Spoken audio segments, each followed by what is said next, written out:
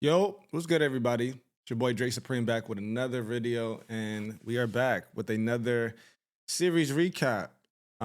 We are back in the Eastern Conference first round with the first seeded Detroit Pistons taking on the eighth seeded Orlando Magic. As we know, in the game one, the Orlando Magic surprised and shocked the world by defeating the first seed Detroit Pistons by a margin too. They were leading throughout the whole game, led by Paulo Banquero in almost all statistical categories, and everybody just came through on this team.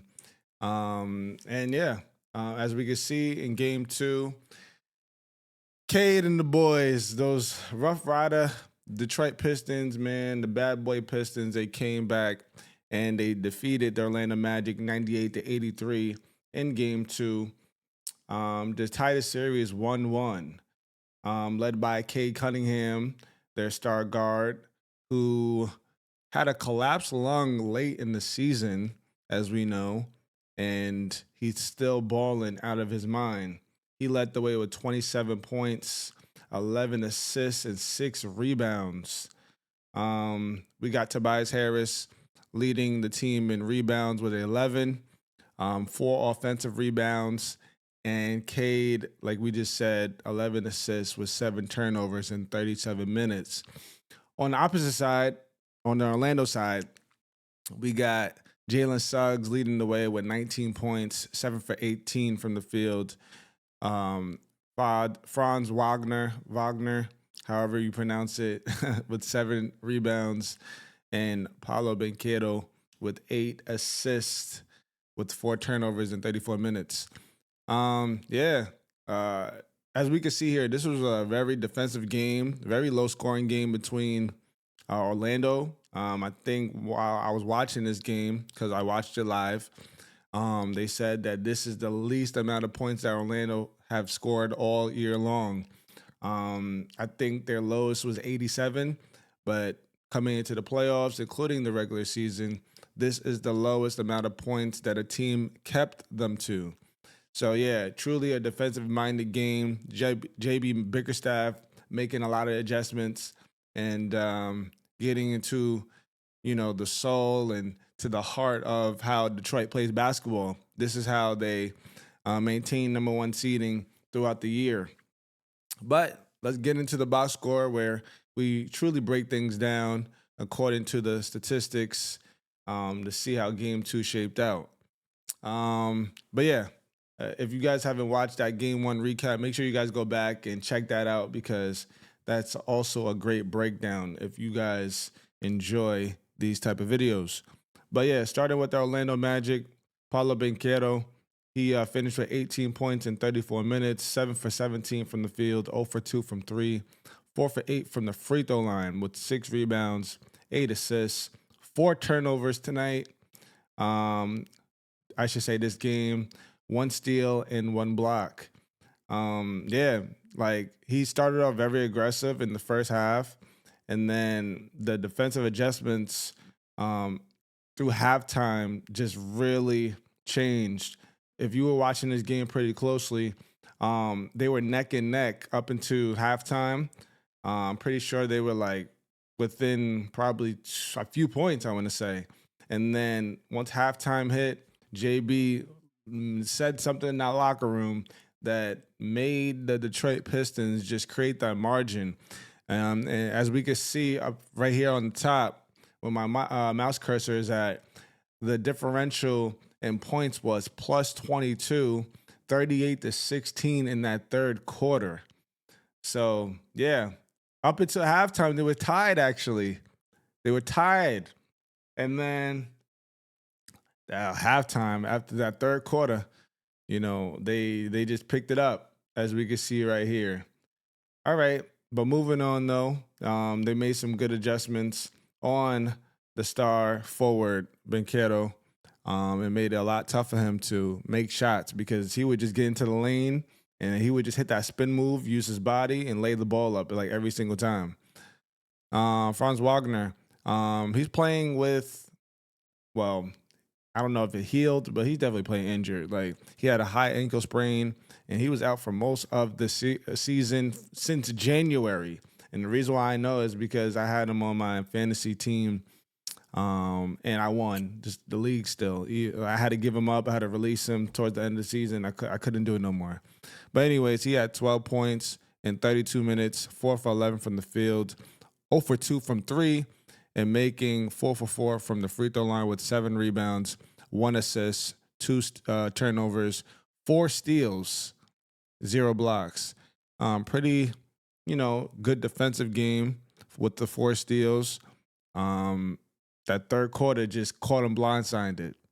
Wendell Carter Jr., his game one performance was very, very good.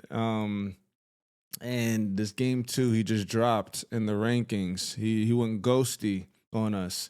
He finished with 3 points, 24 minutes, 1 for 6 from the field, 0 for 2 from three, splitting a pair of free throws with 5 rebounds, 0 assists, 0 turnovers, 1 steal, and 2 blocks. One thing I will say is that Wendell Carter Jr. is taking on this matchup between him and Duren. Duren, it looks like he can't do nothing with Wendell Carter Jr. But this is good basketball that we love to see. We love to see these matchups. But Duren, man, like star center, all-star this year, he gotta elevate his game, my man. He's been doing way too good, man, with him and Cade taking on the number 1 seed because they're the two. That's dynamic duo right there. They need to elevate and destroy this Orlando Magic team because to have the number 1 seed is showing me like, yo, are you a regular season team that just take on the wins during the regular season, and when postseason hits, you don't do nothing about it? Like, I want to see him kill it because I'm still waiting for Jalen Duren to have a good performance. These first 2 games, he hasn't shown me, like, yo, Jalen Duren, yeah, like, he's coming.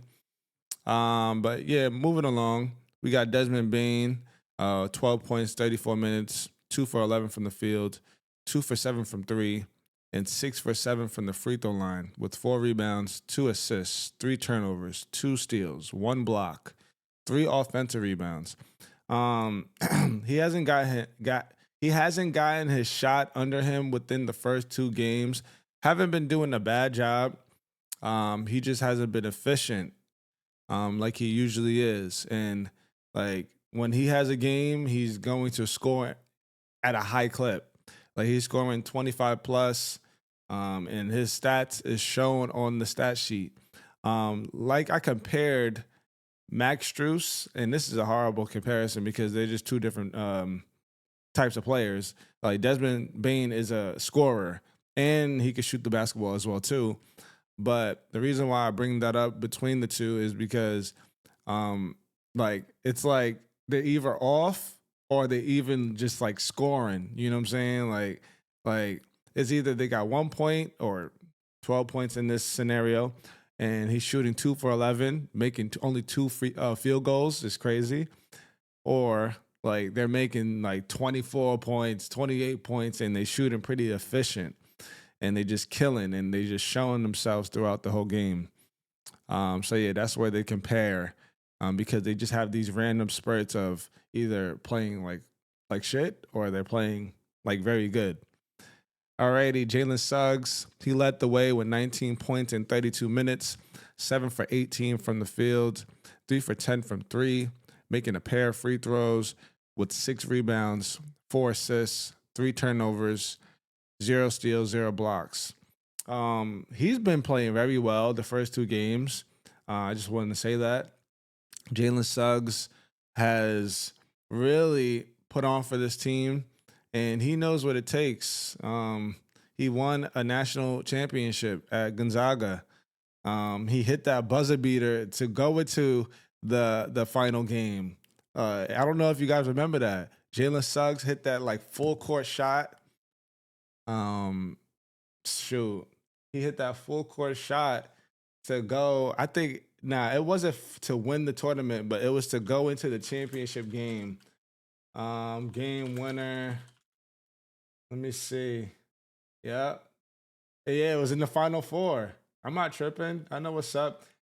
I think he probably was it. Hold on. I got it right here for y'all. This is like once in a blue moon. I'm showing y'all to get straight for that. But yeah, that's what Suggs like. That's what he could do. You know what I'm saying? So like, I don't see this past Suggs. Like, I know that he's there, and he's embracing the moment, man. Like, he's no trash player. Like, he comes from a great school and he can play basketball. He just plays a role. I thought that Suggs was going to take a different route and just be, like a, I want to say like what's a good comparison? I thought Suggs was going to be like a Brandon Roy type of player. You know what I'm saying? I think like I thought he was going to average like 20, 25, light in his sleep. Like a D, nah, not like a D book because D book is just so nice, but like pretty good comparison. But yeah, like a Brandon Roy type of player. I could say like Brandon Roy and D Book is like, all right, so I could compare them. I thought like Jalen Suggs was gonna be like that type of stature. But yeah, he's still good. Like he's probably like him and Dante DiVincenzo is like a good comparison to one another, like on how they play. They are glue guys, evidently. They play defense primarily. They're diving on loose balls, they're shooting threes. Yeah, like they're system players pretty much. And like for the longevity of the league, like they're gonna be in the league for a very long time because the NBA owners and the front offices, they love system players. So yeah, Jalen Suggs is he's that dude, man. And he'll be that dude for every team, just like I show you and what he did in college. All right, moving on to the bench, we got Wagner, 0.3 minutes. I don't know why he's not playing a lot of minutes because he's really physical. Like the brothers, the two Wagner brothers, like they are very physical. I don't know why he's not playing. Like the chemistry will be out this world if he was getting more minutes, but he only played 3 minutes, 0 points, 0 for 1 from the field with 1 rebound, 0 turnovers. Jamal Cain, 8 minutes, 2 points, 1 for 2 from the field, 0 for 1 from three, 0 for 1 from the free throw line with 1 rebound, 1 turnover, and 1 steal. Tristan Da Silva, 17 minutes with 3 points, 1 for 3 from the field, 1 for 2 from three, 3 rebounds, 1 turnover, 1 steal. He's playing a lot of minutes, but they rely on him. He's been very loyal, been playing very good when people were injured, like Franz Wagner throughout the season. Um, it's just tough, 17 minutes, 3 points. Like this was just a defensive game on the Detroit side. So it's hard to determine like what he can really do. I think like I really think that people really play better at home, and he's one of these type of players that plays very good while he's in Orlando. But when he's on the road, it's like I don't know, like I don't see you as much, my man. Noah Penda, 3 minutes, 0 points, 1 rebound, 0 turnovers. Goga, 21 minutes, 3 points, 0 field goals, zero threes, 3 for 4 from the field. He scored all his stuff at the line with 5 rebounds, 2 turnovers, 2 steals, 2 blocks. Like I said in the first video, like he is out there playing a very good defensive game. I said this also on game one because I remember when I was watching game one and he blocked somebody's shot. And he was all up in their face, you know what I'm saying, when Orlando was beating Detroit in that game one. He came back and he's, putting some stats on the stat sheet. 2 steals, 2 blocks, magnificent. Like every time I see that, magnificent. I'm giving you props. Tipping my hat to you. Javon Carter, oh my God, his minutes fell off. He was playing really good, shooting the ball from deep.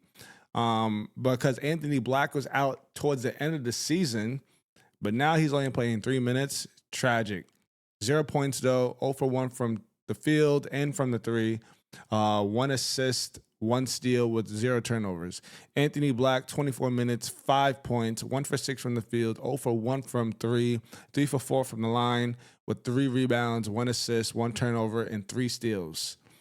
Pretty good defensive game by Anthony Black.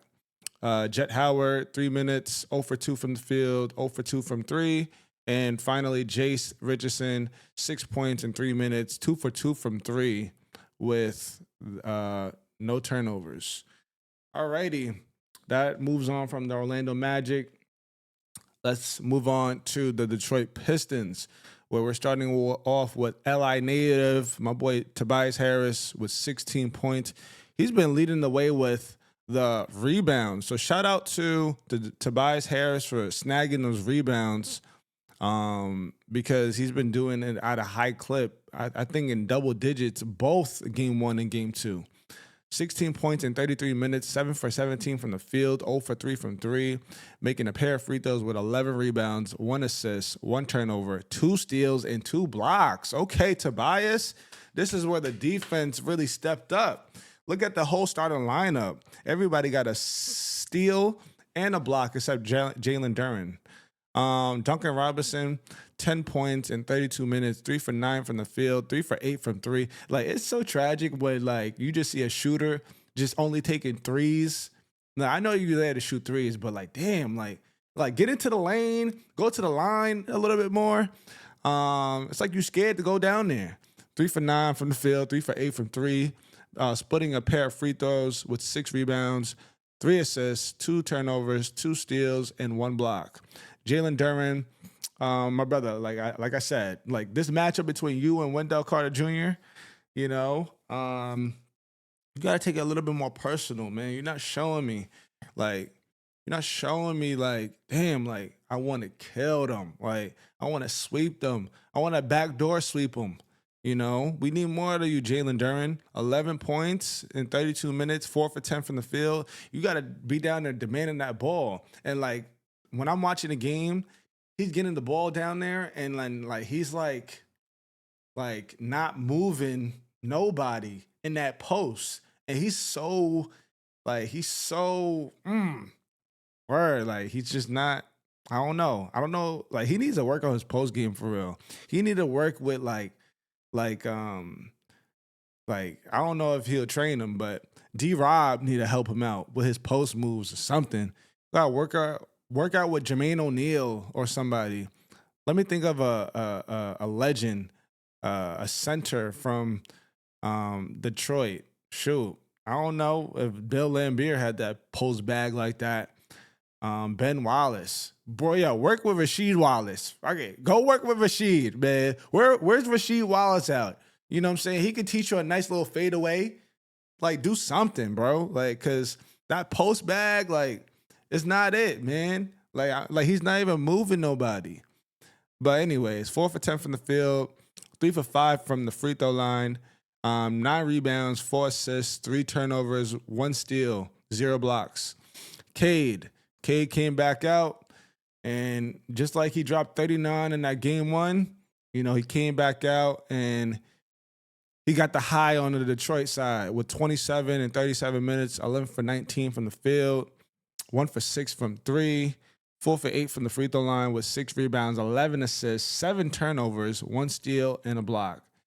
Yeah, just killing it. You know, 7 turnovers, you know, you got to limit that, but they still won the game by a margin. They won by 15 points, and he had 7 turnovers.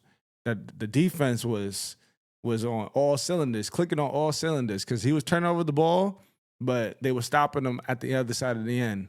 All right. No points over turnovers. Asar Thompson, 11 points, 28 minutes, 5 for 9 from the field, 1 for 2 from the free throw line, 8 rebounds, 1 assist, 2 turnovers, 2 steals, and a block. Paul Reed only played 1 minute, came in late in the game probably. Isaiah Stewart, he had a huge game. Like I was watching him, he was banging out, he was clapping backboard, grabbing boards. Man, brother was doing everything, like anything and everything he wanted. 10 points in 16 minutes, 4 for 4 from the field, 1 for 1 from 3, making a free throw with 5 rebounds, 3 turnovers, and 2 blocks. Ronald. Oh my God, that's a tongue twister right now. Ronald Holland II. Jesus, that's a tongue twister. 7 minutes. 0 points, 0 for 1 from the field, 0 for 1 from 3 with 3 rebounds. Javonte Green, 23 minutes, 2 points, 0 for 1 from the field, 0 for 1 from 3, splitting a pair, sinking a pair of free throws with 5 rebounds, 1 turnover, 1 steal, 3 blocks. Wow. Defensive game right there. Karis LeVert, like I said, he needed to play a little bit more minutes because we know what Karis LeVert can do. He ain't no scrub. 14 minutes, 4 points, 2 for 6 from the field, 0 for 2 from 3 with a rebound, no turnovers. He still needs to play more. I don't care what this stat line is looking like, but Karis is nice. Like, he can ball. Kevin Huerter, 6 points. Yeah, so they pulled Kevin Huerter's minutes and they gave it to Karis LeVert. 6 minutes, only sinking to 3 with the 1 rebound, 2 turnovers. Marcus Caesar came in late in the game with 1 minute, and Dennis Jenkins with 4 points, 11 minutes, 2 for 7 from the field, 0 for 2 from 3, 0 for 2 from the line, 2 rebounds, 2 assists, 1 turnovers, and a block. Okay, as we can see, we learned that the Detroit Pistons, they have to be a defensive mind team, and they have to be clicking on all things, all cylinders. All right. As the Detroit Pistons take the game to 98-83 to tie the series 1-1, and game 3 will be on Saturday. I want to say, yeah, I think it's on Saturday. Can't be today. I think it's on Saturday. So yeah. I appreciate you guys if you guys made it this far into the video. If you enjoyed the recap, make sure you guys click that like button. Make sure you guys leave a comment on this video and subscribe to the channel. And I'll see you guys in the next video. Peace.